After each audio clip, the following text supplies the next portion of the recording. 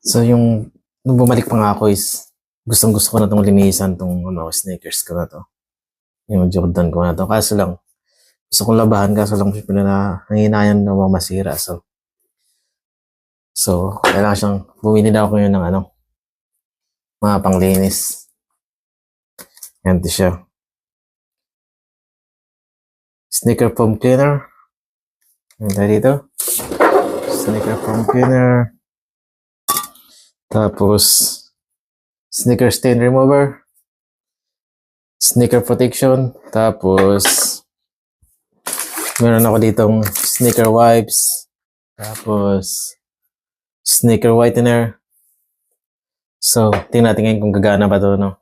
Kasi simula na pagkabalik ko pa gusto ko na lang linisan itong na ito. Kaso lang talagang napuro gala lang ako, nakakalimutan ko ito. So, ang hinayang naman, sayang naman kung dito kung dito mabalik sa dati. So, tingnan natin kung effective ba itong binili natin.